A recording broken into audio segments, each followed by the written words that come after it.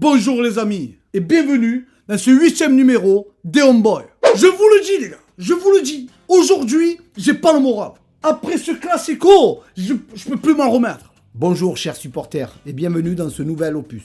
Un nouveau numéro dans la douleur et la tristesse avec cette double défaite. Vous vous souvenez, on vous avait promis une spéciale classico? Eh ben non mon poteau. On l'a annulé suite à ces événements dramatiques, suite aux insultes dans les réseaux sociaux. Nous, on analyse. Les phrases toutes faites, on les laisse à d'autres. Nous, on fourbe, on se moque.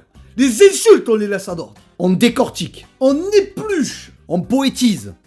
On poétise. On t'emboucane. On sensibilise. On te régale. En aucun cas, on touchera à la dignité d'un club, d'un joueur ou d'un supporter. Bon bref, chez les Homeboys, on insulte dégueu. Et surtout pas à distance. On s'amuse, on t'amuse. Bon Borgio, au sommaire de ce 8e numéro, qu'est-ce qu'on a? Oui, tout d'abord, on va faire un édito consacré à ce désastre classico qui nous a mis KO. On va revenir sur la victoire contre Rennes. Nous allons débriefer sur cette défaite en Coupe de France contre Monaco. Et un débrief sur cette victoire contre Lorient. Et enfin, l'avant-match à venir contre Angers. On va vous régaler les gars, je te le dis.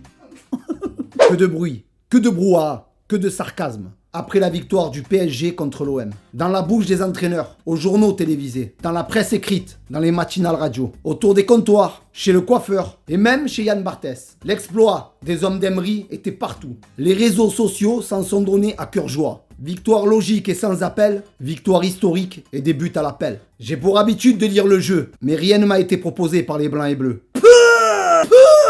Punchline. Nous avons fait notre plus mauvais match de la saison. Juste ce jour-là. Juste le jour où le stade bat son plein. Juste le jour où Paris se sent très fort. Après son large succès mérité contre le Grand Barça. Sur ce classico, deux choses nous ont fait défaut. La peur de l'adversaire et la fragilité de notre jeu. J'espérais mieux de nos joueurs. Comme tous les supporters marseillais d'ailleurs, à qui je tire un grand chapeau. Chers joueurs de l'Olympique de Marseille. Une défaite, oui, on peut l'accepter, même contre le PSG. Mais un combat honorable et digne, voilà ce qu'on demandait. C'est touchant, poétique, mais on s'est pris 5-1. Je sais pas si tu as capté, mais ça fait 51. Et maintenant, on a payé, on est bruncha, déchiré. Depuis, certains supporters, carrément, ils ont arrêté le 51.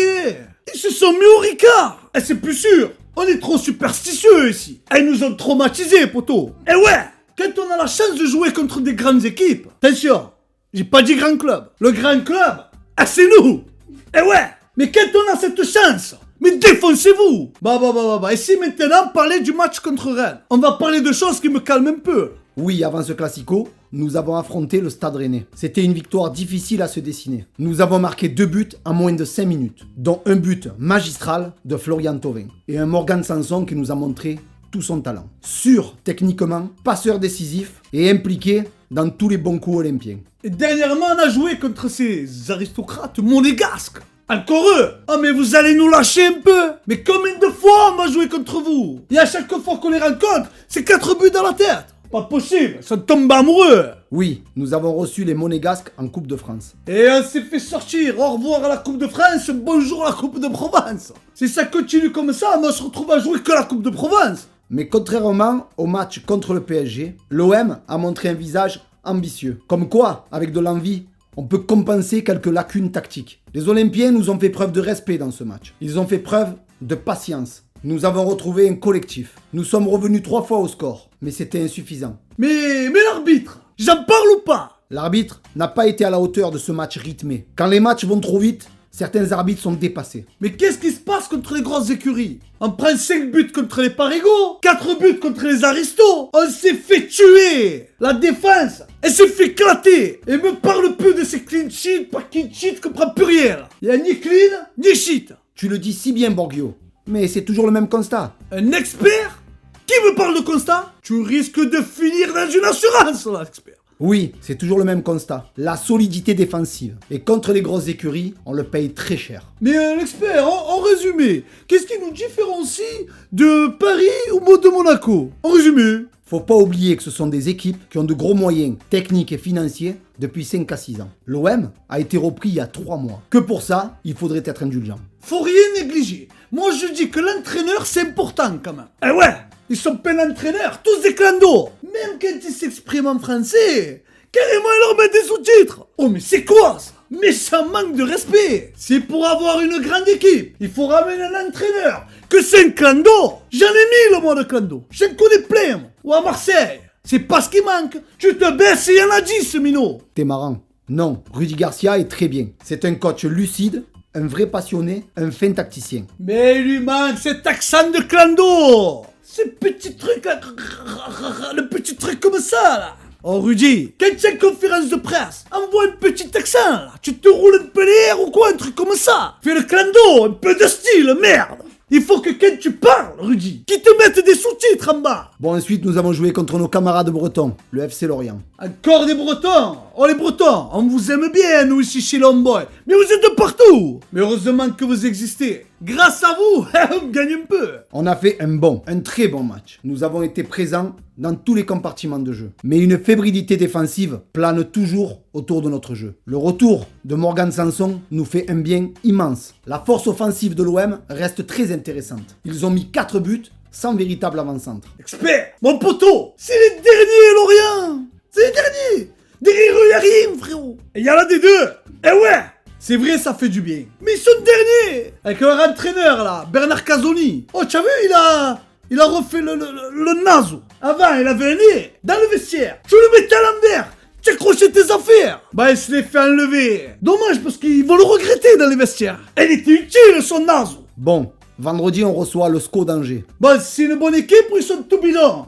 Ces Angérois, ces Angéliveurs, ces Angériens, frère. J'en sais rien, comment ils s'appellent. Tu comprends ça, frère, j'en sais rien. Angevin, c'est une équipe solide qui reste sur 5 victoires consécutives, toutes compétitions confondues, avec une victoire à Lille et à Caen. L'expert, tu vas pas me faire croire qu'il faut aussi se méfier d'eux. Il faut pas abuser quand même. Y'a qui joue là-bas? Y'a des gueux, frère. Il y a de bons éléments dans cet effectif. Il y a Abdoulaye Bamba et Jonathan Bamba. Oh, deux frères dans la même équipe? Non, c'est juste des homonymes. Mais qu'est-ce qui se passe là? C'est Sia là-bas, Angers, c'est la Bamba Mania ou quoi? Il y a aussi un bon attaquant, avec un nom qui va te plaire, Borgio. Billy Ketkeo Fomfon. C'est quoi ça? Oh mais vous êtes sérieux là? Il a le nom d'un taxiphone. Bon, il y a des joueurs de qualité dans cet effectif. Moi, perso, je vois une victoire de l'OM. Et là, tu vas me dire pourquoi? Parce que Angers, c'est pas loin de la Bretagne. Et la Bretagne, nous, on les gagne. L'OM doit commencer une série. Ils doivent enchaîner pour pouvoir se replacer. Oui, une victoire de l'OM. Ok, alors je m'informe, je note, je mise et j'empoche. Bon les potos, je vous souhaite un très bon match. Merci de nous avoir suivis. Et ce que tu peux faire aussi, c'est parler un peu autour de toi, tes copains, tes copines, ton boulanger, ton boucher. Va voir les homeboys, c'est des monstres, ils nous régalent. Et je vous dis les potos, hasta luego. Et je vous dis à bientôt pour un nouveau programme des homeboys. Des homeboys. C'est pas comme ça qu'on fait expercer. Des homeboys. Homeboy, boy. Va chercher la guitare, on va faire le best-of. On voit que la moitié de ma figure là. Je parle directement là. Moi je m'adresse directement à toi, mais. Bala la bamba, Baba la babamba. Non, je vais pas. Mais qu'est-ce qu'il y a? C'est la bamba mania à Alger, j'allais dire. Alors, hasta luego les potos. Oh, tu t'abonnes, tu cliques là pour t'abonner, tu cliques là-bas pour regarder notre dernière vidéo. Et on vous dit les potos, hasta luego.